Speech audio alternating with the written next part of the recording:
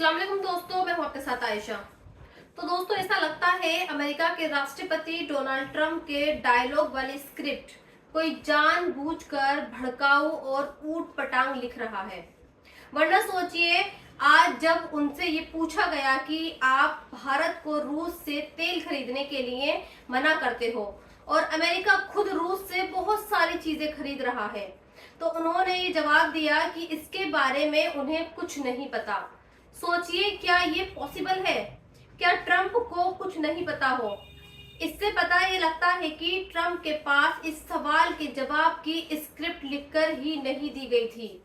फिर आज मैं आपको ये बताऊंगी कि ट्रंप की स्क्रिप्ट लिखने वाले सलीम जावेद कौन है और क्यों वो आजकल ट्रंप को ऐसे डायलॉग लिखकर दे रहे हैं जिनमें पाकिस्तान से प्यार और भारत से नफरत झलकती है। लेकिन आज सबसे पहले बात खान सर की होगी। आई एम श्योर आप सभी खान सर को जानते ही होंगे। खान सर के पास बहुत ज्ञान है। कल खान सर का एक नया चेहरा सामने आया और आज इसी चेहरे पर बहस हो रही है। लोग ये कह रहे हैं कि खान सर मुर्तद हो गए हैं और उन्होंने शोहरत और दौलत पाने के लिए अपने ईमान का सौदा कर दिया है। क्या वाकई ऐसा है? दरअसल कल खान सर मीडिया के सामने आए और उन्होंने ये ऐलान किया कि वो देश का सबसे बड़ा डायलिसिस सेंटर खोलने जा रहे हैं और ये सेंटर गरीबों के लिए होगा। उन्होंने ये भी बताया कि इस सेंटर के लिए वो जर्मनी से आधुनिक मशीनें मंगवा रहे हैं और इस डायलिसिस सेंटर के लिए वो जल्द ही ब्लड बैंक भी शुरू कर देंगे और ये ब्लड बैंक आने वाले नवरात्र के पहले दिन से ही शुरू हो जाएगा। लेकिन आज चर्चा खान सर के डायलिसिस सेंटर की नहीं हो रही, बल्कि उनके माथे पर लगे पीले रंग की हो रही है।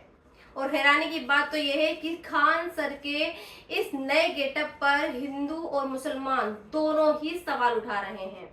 हिंदू ये कह रहे हैं कि खान सर हिंदू धर्म की आड़ में कुछ बड़ा खेल करने की सोच रहे हैं, जबकि मुसलमान ये मान रहे हैं कि खान सर शोहरत और इज्जत के लिए खुद की पहचान बदल रहे हैं। लेकिन आज आपको मैं दो खबर और दिखाना चाहती हूँ, जिसके बाद शायद आप ये खुद ही समझ लेंगे कि खान सर को अपने माथे पर त्रिशूल बनाने की जरूरत क्यों आन पड़ी। दरअसल कल पुणे में एक जगह है चंदन नगर। इस इलाके में कुछ हिंदू संगठन पहुंचते हैं और वहां पर जो लोग किराए के घरों पर रह रहे थे उनका आईडी कार्ड, आधार कार्ड और दूसरे पहचान पत्र चेक करते हैं। और जिन मुसलमानों का आधार या पहचान पत्र महाराष्ट्र के बाहर का होता है उनको हिंदू संगठन के लोग बांग्लादेशी और रोहिंग्या बताते हैं। और ये बहुत आम बात हो गई है। ऐसा देश के हर कोने, हर शहर में आपको मिल ही जाएगा। आज की डेट में मुसलमानों की आइडेंटिटी कोई भी चेक कर लेता है और बहुत ही आसानी से उन्हें रोहिंग्या या फिर बांग्लादेशी भी बता दिया जाता है। पिछले दिनों ऐसी कई रिपोर्ट्स आई जिसमें हमने ये देखा और पढ़ा भी कि गुरुग्राम से हजारों बंगाली बोलने वाले लोग सिर्फ इसलिए चले गए क्योंकि उन पर अवैध बांग्लादेशी होने के आरोप लग रहे थे। और सिर्फ यही नहीं, आप मुसलमानों की हालत का अंदाजा उत्तर प्रदेश में हुई एक बलात्कार की घटना से भी लगा सकते हैं। उत्तर प्रदेश के एटा में 13 साल की मुस्लिम लड़की हर रोज मीडिया के सामने आ रही है और ये कह रही है कि उसके साथ रेप हुआ है। प्रियांशु नाम के एक लड़के ने उसके साथ रेप किया है। बावजूद इसके अब तक प्रियांशु की गिरफ्तारी नहीं हुई है, जबकि हमारे देश का ये कानून है कि अगर किसी नाबालिग लड़की के साथ रेप हुआ है तो रेप करने वाले शख्स को पोक्सो एक्ट के तहत गिरफ्तार किया जाता है। लेकिन इस मामले में अभी तक कुछ नहीं हुआ है और शायद इसलिए आज खान सर को अपने माथे को रंगने की जरूरत आन पड़ी है, क्योंकि खान सर भी यही जानते हैं कि अगर उन्होंने भारत में रहकर मेजोरिटी का वेश नहीं बनाया तो शायद डायलिसिस सेंटर खोलने का जो सपना वो देख रहे हैं वो कभी पूरा नहीं होगा। और इसलिए खान सर मीडिया के सामने इस गेटअप में नजर आए। खान सर को भी लगता होगा कि शाहरुख खान, सलमान खान और सैफ अली खान और दूसरे ना जाने कितने मुस्लिम सितारे जब मंदिरों में जा सकते हैं, गैर मुस्लिम लड़कियों से शादी भी कर सकते हैं, तो फिर वो क्यों पीछे रहें। और सही भी है, अगर आपको भारत में रहकर बिजनेस करना है, तरक्की करनी है, तो फिर उस तरक्की के लिए आपको मुस्लिम पहचान को छुपानी ही पड़ेगी, वरना बहुत मुमकिन है कि उन पर कल किसी न किसी जिहाद का आरोप लग ही जाए। जैसे खान सर की इस खबर पर किसी ने कमेंट किया और उनसे अपने इस कमेंट में ये लिखा कि खान सर जरूर इस डायलिसिस सेंटर की आड़ में कोई ना कोई जिहाद चलाएंगे। खैर, आज की सच्चाई यही है, लेकिन मुसलमान को अपनी पहचान और ईमान से सौदा कभी नहीं करना चाहिए। लेकिन खान सर बेचारे कर ही क्या सकते हैं। हो सकता है खान सर ने फिलिस्तीन के हालात देख लिए हों। ये वीडियो न्यूयॉर्क के एक मेयर जोहरान ममदानी ने अपने सोशल मीडिया अकाउंट से पोस्ट किया है और इस वीडियो में ये दिखाया गया है कि कैसे फिलिस्तीन के वेस्ट बैंक में कई महिला सोशल मीडिया पर गाजा के समर्थन में कई पोस्ट करती हैं, तो इजराइल की पुलिस उसे पकड़कर ले जाती है और इसे 1 साल की सजा भी देती है। इजराइल ने फिलिस्तीन के लिए एक कानून बनाया है जिसे टेरर लॉ कहा जाता है, और ये टेरर लॉ उन लोगों के लिए है जो गाजा का डायरेक्टली और इनडायरेक्टली समर्थन करते हैं, और लोगों के लिए इस टेरर लॉ के तहत 1 साल की सजा का प्रावधान है।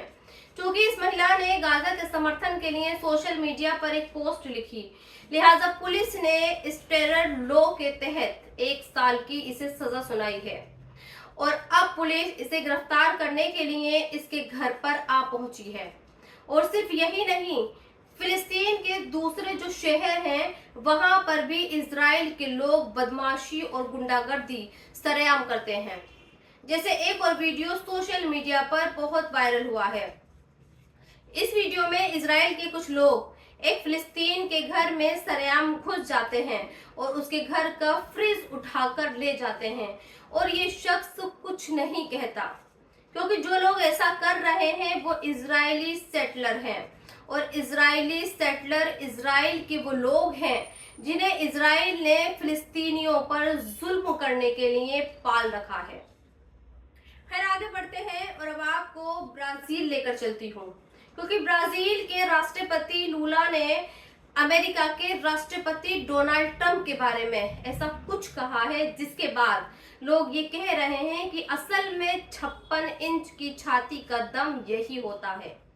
दरअसल कल लूला ने एक बयान दिया और ये कहा कि वो ट्रंप के साथ ना तो बातचीत करेंगे और ना ही कोई कॉल करेंगे, फिर चाहे ट्रंप उनके देश पर कितना भी टैरिफ क्यों ना लगा दे।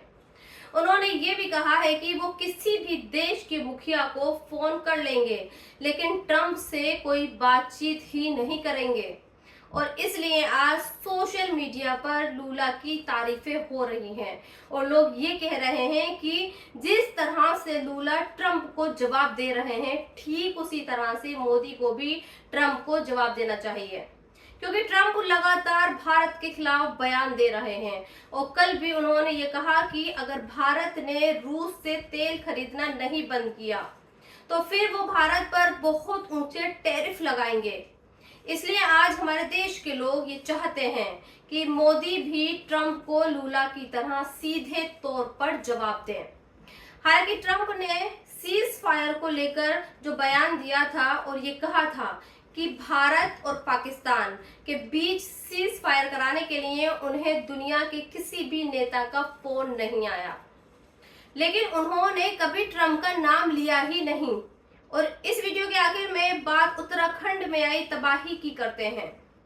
वाकई जो तस्वीरें कल उत्तराखंड से आई हैं वो वाकई दिल दहलाने वाली थी, और उन्हें देखकर ऐसा लगता है कि तबाही बहुत बड़ी है, लेकिन इस तबाही को लेकर भी कई तरह की बातें कही जा रही हैं और मुसलमानों पर सवाल भी उठाए जा रहे हैं कि मुसलमान उत्तराखंड के उत्तरकाशी में आई इस तबाही को लेकर खुश हैं, और उन्हें ये लगता है कि उत्तरकाशी की तबाही के लिए वहां के लोग डिजर्व करते हैं, क्योंकि उत्तराखंड की सरकार ने मुसलमानों के घरों पर बुलडोजर चलाया है। मैं आज बड़ी जिम्मेदारी के साथ ये बात कहना चाहती हूँ कि ये सोच चंद मुसलमानों की ही जरूरत हो सकती है, लेकिन ये सोच सभी मुसलमानों की नहीं है। हमें भी उत्तरकाशी में आई तबाही का उतना ही दुख है जितना इस देश की मेजोरिटी को है, और हम भी उनके इस दुख में बराबरी के शरीक हैं। और हम ये दुआ करते हैं कि वहां पर जल्द से जल्द हालात ठीक हो जाएं। जिन लोगों ने ये कहा है कि उत्तरकाशी में आई तबाही अल्लाह का अजाब है, ये लोग ठीक वैसे ही हैं जैसे वो लोग हैं जो पाकिस्तान में तबाही आने पर खुश होते हैं।